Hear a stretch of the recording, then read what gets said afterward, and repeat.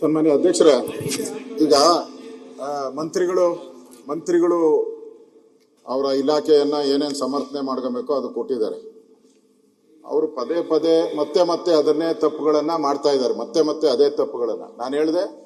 ಅಲ್ಲಿ medical college ಇದೆ, ಚಾಮರಾಜನಗರದಲ್ಲಿ ಮೆಡಿಕಲ್ ಕಾಲೇಜ್ ಇದೆ. ಅವ್ರು ಹೇಳಿದ್ರು ನಾವು ಕರ್ಕೊಂಡು ಹೋಗಿದ್ರೆ ಆಸ್ಪತ್ರೆಯಲ್ಲಿ ಡಾಕ್ಟರ್ ಇರ್ಲಿಲ್ಲ. ಮೆಡಿಕಲ್ ಕಾಲೇಜಲ್ಲಿ ಡಾಕ್ಟರ್ ಇಲ್ಲ ಅಂತಂದ್ರೆ ಏನ್ ಬರಗೆಟ್ಟ ಹುಟ್ಟಿತಾ?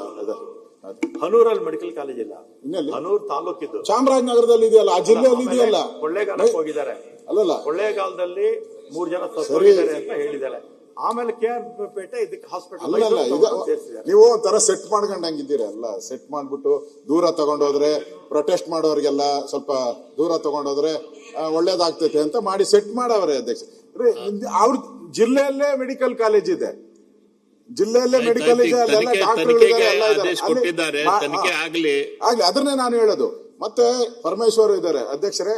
ನಾನು ಹೋಮ್ ಡಿಪಾರ್ಟ್ಮೆಂಟ್ ಅಲ್ಲಿ ಇದ್ದೀನಿ. ಎಲ್ಲಾನ ಸತ್ರೆ ಅಲ್ಲಿ ಪೊಲೀಸರು ಹೋಗಿ ಮಹಾಜರ್ ಮಾಡಬೇಕು. ಪೊಲೀಸರು ಅಲ್ಲೇ ಹೋಗಿ ಮಹಾಜರ್ ಮಾಡಬೇಕು. ಮಹಾಜರ್ ಇಲ್ದಿರ ಈ ಬಾಡಿನಲ್ಲೇ ಎತ್ಕೊಂಡು ಔಟಿದ್ದಾರೆ. ನೋಡು, ಅದನ್ನು ಬದುಕಿದ್ರಂತೆ, ಸಾಯಿಸ್ಬಿಟ್ಟು ಬದುಕಿದ್ರು ನೋಡಿ. ನಿಮ್ಮ ಸ್ಟೇಟ್ಮೆಂಟ್ ಅಲ್ಲಿ ಏನಿದೆ? ಸ್ಪಾಟ್ ಅಲ್ಲೇ ಹೋಗಿದ್ರು, ಒಬ್ಬರಿಗೆ ಗಾಯ ಆಗಿತ್ತು. ಏನ್ ಮಾಡಿದ್ದಾರೆ ಅವ್ರಿಗೆ ಗೊತ್ತಿಲ್ಲ, ಅವ್ರಿಗೆ ತಗೊಂಡು ಹೋಗಿದ್ದಾರೆ. ಮಧ್ಯದಲ್ಲಿ ಒಬ್ಬರು ತೀರೋ ನೋಡಿ, ಅವರೇ ಹೇಳಿದ್ದಾರೆ ಸತ್ತೋಗಿದ್ದಾರೆ 3 ಜನ, ಇನ್ನೊಬ್ಬರು ಬದುಕಿದ್ರು, ಅವ್ರು ತಗೊಂಡೋಗ್ಬೇಕು ಅಂತ. ಮಹಿಂದ್ ದಾಸ್, ಓಕೆ, ಅವ್ನು ತಗೊಂಡೋಗ್ಲಿ ಆಸ್ಪತ್ರೆಗೆ. ಆದ್ರೆ ಅಲ್ಲಿ ಉಳಿದವ್ರನ್ನ ಮಹಾಜರ್ ಅಲ್ಲೇ ಮಾಡ್ಬೇಕಾಯ್ತು, ಪೊಲೀಸರು ಮಹಾಜರ್ ಮಾಡ್ಬೇಕಾಯ್ತು. ಪೊಲೀಸರು ಯಾಕೆ ಬರ್ಲಿಲ್ಲ ಮಹಾಜರ್ ಮಾಡಕ್ಕೆ? ಅದಾದ್ಮೇಲೆ ಬಾಡಿ ತೆಗಿಬೇಕಾಯ್ತು. ಇಲ್ಲಿ ಏನೋ ಒಂಥರ ಮುಚ್ಚಿಡೋ ಅಂತ ಒಂದು ಕೆಲಸ ನಡೀತಾ ಇದೆ. ಅದಕ್ಕೋಸ್ಕರ ನಮ್ಗೆ ಅನ್ಸೋ ಅಂತದ್ದು ಇದು. ನಮ್ಗೇನ್ ಇಂಟ್ರೆಸ್ಟ್ ಇದೆ? ಹತ್ತಕ್ಕೆ ಮುಚ್ಚಿಡಕ್ ಹೋಗ್ತೀವಿ? ಹೊಡೆದ್ಬಿಟ್ಟಿದ್ದೀರಾ, 3 ಜನ ಕೊಲೆ ಆಗೋಗ್ಬಿಟ್ಟಿದೆ, ಅದಕ್ಕೆ ಮುಚ್ಚಕ್ಕೆ ಹೋಗ್ತಾ ಇದ್ದೀರಾ ಅಷ್ಟೇ. ಇನ್ನೇನು is a role, is a failure of the government, it is a failure. ನಾವು ಡಿಪೆಂಡ್ ಅಲ್ಲ, ಇದು ಕರ್ನಾಟಕ, ಇದು ಗುಜರಾತ್ ಅಲ್ಲ. ಇದು ಆಮೇಲೆ ಈ ತನಿಖೆಗಳೆಲ್ಲ ನಾವು ನೋಡಿದ್ದೀರಿ. ಈ ತನಿಖೆ ಅಶೋಕ್ ಅವರ, ಇದು ಅಧ್ಯಕ್ಷರೇ, ಗುಜರಾತ್ ಅಲ್ಲ. ಇದು ಇದು ಗುಜರಾತ್ ಅಲ್ಲ, ಇದು ಕರ್ನಾಟಕ. ಹೌದೌದು, ಇದು ಕರ್ನಾಟಕನೇ. ನಾನು ತಮಿಳ್ನಾಡು ಅಂತ ಹೇಳಿಲ್ಲ. ತಮಿಳ್ನಾಡು ಅಂತ ಹೇಳಿಲ್ಲ ನಾನು. ತಮಿಳ್ನಾಡು ಮುಖ್ಯಮಂತ್ರಿನೇ ಚೀಮಾರಿ ಹಾಕಿರೋದು ನಿಮ್ಗೆ. ಅಲ್ಲ, ತಮಿಳ್ನಾಡು ಮುಖ್ಯಮಂತ್ರಿ ಚೀಮಾರಿ ಹಾಕಿದ್ದಾರೆ, ಅವರೇನು ಹಾಕಿಲ್ಲ ನಿಮ್ಗೆ, ಚೀಮಾರಿ ಹಾಕಿದ್ದಾರೆ. ಅದರಿಂದ ಚೀಫ್ ಮಿನಿಸ್ಟರ್ಗೆ ಕನ್ಸು ಬಿದ್ದಿತ್ತ, ಅವ್ರೇನೋ ಹೇಳ್ತಾರೆ ಅಂತ ಅದನ್ನ ಯಾಕೆ ನೀವು ಇದು ಮಾಡಕ್ ಹೋಗ್ತೀರಾ? ತಮಿಳ್ನಾಡು ಚೀಫ್ ಮಿನಿಸ್ಟರ್ಗೆ ನಾನು ಸ್ಟೇಟ್ಮೆಂಟ್ ಮಾಡೋದು ಈಗ ಮಾಡಿದ್ದು. ಮತ್ತೆ ಮುಖ್ಯಮಂತ್ರಿ ರಿಯಾಕ್ಷನ್ ಮಾಡೋ ಅವಶ್ಯಕತೆ ಇತ್ತು. ಹಂಗಾರೆ ಮುಖ್ಯಮಂತ್ರಿ ರಿಯಾಕ್ಷನ್ ಮಾಡೋ ಅವಶ್ಯಕತೆ ಇತ್ತು, ಯಾಕೆ ಮಾಡಿದ್ರು? ನಿಮ್ಮ ಇಲಾಖೆ ಮೇಲೆ ನಂಬಿಕೆ ಇಲ್ಲ ಅಂತ ಹೇಳಿದ್ದಾರೆ ಮುಖ್ಯಮಂತ್ರಿ. ನಿಮ್ಮ ಇಲಾಖೆ ಮೇಲೆ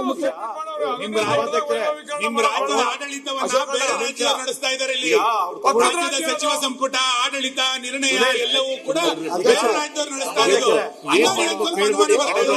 ನಾನೇನ್ ಮಾಡ್ಬೇಕು ಅಂತ ಹೇಳ್ತೀನಿ, ಏನ್ ಮಾಡ್ಬೇಕು ಅಂತ ಹೇಳ್ತೀನಿ. ಅದೇ ಅದನ್ನೇ ಈಗ ತಾವು ಮೊದಲನೇ ಸಾರಿ ತಾವು ಕೂತಿದ್ದೀರ ಸ್ಥಾನದಲ್ಲಿ, ನಾವು ನಿಮ್ ಬಗ್ಗೆ ಒಳ್ಳೆ ಗೌರವ ಇಟ್ಕೊಂಡಿದ್ರಿ. ಇಲ್ಲಿ ರಾಮಲಿಂಗಾರೆಡ್ಡಿ 8 ಬಾರಿನೋ 9 ಬಾರಿನೋ MLA ಮಂತ್ರಿ ಆಗಿದ್ದಾರೆ. ಅವ್ರ ಜ್ಞಾನ ಇದೆ. ಹಿಂದೆ ನಿಂತ್ಕೊಂಡು ಅವರೆಲ್ಲ ಮಾತಾಡ್ತಾರೆ. ಅವ್ರ ಇಲಾಖೆ ಬಗ್ಗೆ ಮಾತಾಡ್ಲಿ ಅದನ್ನು ಸ್ವಲ್ಪ. ಅವ್ರ ಇಲಾಖೆನೇ ಇನ್ನ ಜ್ಞಾನ ಇಲ್ಲ ಅವ್ರಿಗೆ, ಅವ್ರ ಇಲಾಖೆ ಬಗ್ಗೆ ತಿಳ್ಕೊಂಡೇ ಇಲ್ಲ.